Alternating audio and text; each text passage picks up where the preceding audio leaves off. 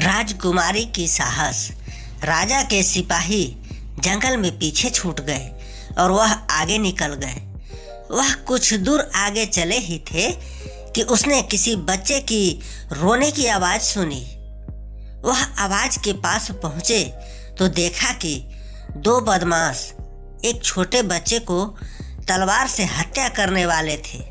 नमस्कार दोस्तों, स्वागत है आपको हमारे इस YouTube चैनल में। और इस चैनल में आपको एक से बढ़कर एक कहानियाँ पढ़ने सुनने को मिलेगी, जो कि आपको आपके लक्ष्य को हासिल करने के लिए प्रेरित करेगी तथा आपको एक बहुत ही अच्छी सीख भी देगी, जो कि आपके बहुत काम आएगी। तो बिना समय गंवाए आइए चलते हैं सीधे कहानी की ओर। विक्रमपुर राज्य के राजा सूरजमल सिंह बहुत ही दयालु और प्रजा के चहेते राजा थे। उनके कोई संतान नहीं थी। इसी गम में राजा और रानी दोनों चिंतित रहते थे। उन दोनों ने इसे भगवान की मर्जी मानकर स्वीकार भी कर लिया था। राज्य की जनता भी राजा के गम से दुखी थी। राजा तो शिकार करके या जनता की सेवा करके अपना समय गुजार लेते थे और इससे उनका मन लगा रहता था। लेकिन रानी तो पूरा दिन खाली रहने के कारण, सिर्फ अपनी संतान न होने के कारण दुखी रहती थी। राजा को शिकार का बहुत शौक था। एक दिन वह शिकार करने जंगल की तरफ चल दिए। उनके सिपाही भी उनके साथ थे। राजा के सिपाही जंगल में पीछे छूट गए और वह आगे निकल गए। वह कुछ दूर आगे चले ही थे कि उसने किसी बच्चे की रोने की आवाज़ सुनी। वह आवाज़ के पास पहुँचे तो देखा कि दो बदमाश एक छोटे बच्चे को तलवार से हत्या करने वाले थे। राजा सूरजमल सिंह ने उन्हें फटकारा और अपनी वीरता से दोनों बदमाशों को मार दिया। राजा ने बच्चे को देखा तो वो एक सुंदर कन्या थी। राजा ने उसे गोद में उठाया। उसको लेकर वह अपने राज्य की तरफ वापस चलने लगा। अब उनके सैनिक भी उनके साथ थे। दरबार में पहुंचकर राजा ने उस कन्या को अपनी रानी के हवाले कर दिया और उन्हें सारी बात बताई। रानी ने उसे भगवान का उपहार बताया, जिससे उनकी खाली झोली भर गई थी। रानी ने कन्या का नाम सीमा रखी। समय बीतता गया। राजा ने सीमा को राजकुमारों की तरह रखे। उसे कभी भी ये एहसास नहीं होने दिए कि वह लड़की है। समय के साथ सीमा शिक्षा में ही नहीं बल्कि अस्त्र शस्त्र चलाने में भी निपुण हो गई थी।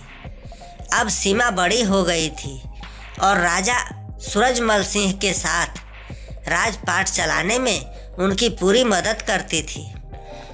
वह भी राजा सूरजमल सिंह की तरह राज्य की प्रजा की चहेती थी। वह प्रजा के हर दुख को अपना दुख और उनकी खुशी को अपनी खुशी समझती थी। राज्य में चारों तरफ खुशहाली थी, लेकिन ये खुशहाली ज़्यादा दिन नहीं चली। कुछ समय से विक्रमपुर राज्य में सोलापुर बदमाश का आतंक छा गया। वह बदमाश बहुत चालाक था। हमेशा वह लूट और कत्ल को अंजाम देता और गायब हो जाता था। आज तक उसकी असली शक्ल किसी ने नहीं देखी थी। वह रूप बदलने में माहिर था। इसी कारण वो किस भेष में आएगा किसी को पता नहीं चलता था। राज्य में अंजाम देता और गायब हो जाता था। आज तक उसकी असली शक्ल किसी ने नहीं देखी थी। वह रूप बदलने में माहिर था। इसी कारण वो किस भेष में आएगा किसी को पता नहीं चलता था।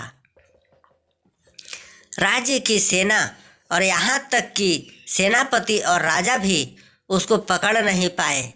इसी चिंता में राज दरबार में सभी बैठे थे। उसी समय सीमा बोली, पिताजी महाराज, यदि आप आज्ञा दें तो मैं इस सोलापुर बदमाश को पकड़ने की कोशिश करूं। राजा बोले, सीमा, सारी सेना और सेनापति सहित हम भी कोशिश करके हार गए, लेकिन यदि तुम भी कोशिश करना चाहती हो तो जैसी तुम्हारी इच्छा, लेकिन सावधान रहना, वो बहुत खूंखार है। सीमा ने अपने पिताजी को धन्यवाद कही और उनकी आज्ञा लेकर वह दरबार से बाहर निकल गई। उस रात सीमा ने एक मर्द का भेष बनाया और राज्य में घूमने लगी। वह हर जगह घूम रही थी।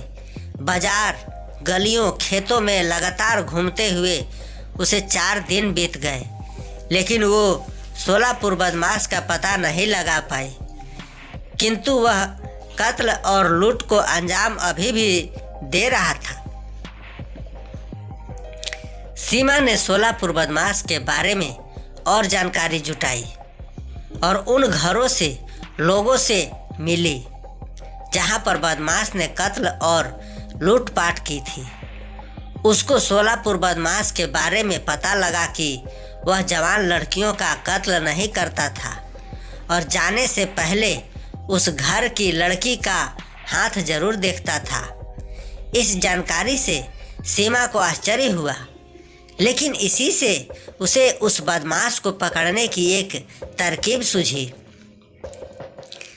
अगले दिन उसने राज्य में घोषणा करवाई कि राजा सूरजमल सिंह के जंगल वाले पुराने महल में सब राज्य की लड़कियां इकट्ठा होकर वट सावित्री की पूजा करेगी, जिससे कि उन्हें मनचाहा वर मिल सके। इसमें कोई भी मर्द शामिल नहीं होगा और राजकुमारी सीमा इस आयोजन का संचालन करेगी। तय अनुसार सीमा कुछ बहादुर लड़कियों को साथ लेकर जंगल के महल में पहुंची और बदमाशों का इंतजार करने लगी। उसे पूरा विश्वास था कि बदमाश इस घोषणा को सुनकर यहाँ जरूर आएगा। सीमा को ज़्यादा इंतजार नहीं करना पड़ा। उसने देखा कि एक व्यक्ति दीवार फांदकर अंदर दाखिल हो गया था। राजकुमारी सीमा सतर्क थी। उसने हथियार के बल पर उसे अपने काबू में कर ली। उसे पकड़कर दरबार में पेश किया गया। अब राजकुमारी सीमा ने सोलापुर बदमाश से लूटपाट और लड़कियों का कत्ल न करने का कारण पूछा तो उसने बताया कि वो जन्म से बदमाश नहीं था। कुछ बदमाशों ने उसकी नवजात बेटी को उठा ले गए और उसे मार दिया और इसी गुस्से में वह बदमाश बना। मेरी बेटी के बाएं हाथ पर एक फूल का टैटू बना हुआ था। मैं हर लड़की का हाथ इसलिए देखता था कि शायद मेरी बच्ची अभी जिंदा हो। अब चौंकने की बारी राजा सूरजमल सिंह की थी। उसने पूछा, सोलापुर बदमाश, क्या तुम्हारी बेटी 15 साल पहले मारी गई थी? सोलापुर ने आश्चर्य से हाँ में जवाब दिया। राजा बोला, सोलापुर, तुम्हारी बेटी जिंदा है और जिसने तुम्हें पकड़ा है वह राजकुमारी सीमा ही तुम्हारी बेटी है। राजा ने उसे सारी बात बताई कि किस तरह उसने उस छोटी लड़की को बचाया था। अब सोलापुर बदमाश के चेहरे पर मिश्रित भाव थे। उधर राजकुमारी सीमा आश्चर्यचकित थी कि पिताजी महाराज ने उसे आज तक इस बात का एहसास नहीं होने दिया था कि वो उनकी बेटी नहीं है। सीमा भागकर राजा के गले लग गई। राजा सूरजमल सिंह बोला, सोलापुर, हम सीमा को तुम्हें देंगे नहीं और आज से तुम ये गलत काम छोड़ दो और अपने किए का पश्चाताप करो। सोलापुर ने कहा, जब मेरी बेटी जिंदा है तो मैं ये काम छोड़ता हूँ और मैं यही सोचकर खुश हूँ कि वो अब राजकुमारी है। सोलापुर बदमाश अब सन्यासी बन गया था और राजा सूरजमल सिंह ने उसे अपने दरबार के मंदिर की देखभाल का जिम्मा दे दिया था। पूरी प्रजा और सारे दरबारियों ने सीमा के साहस और बुद्धि की प्रशंसा की।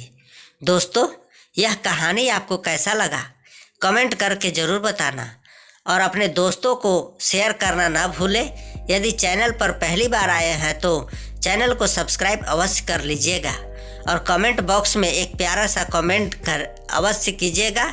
पूरा वीडियो देखने के लिए आप सभी को बहुत बहुत धन्यवाद।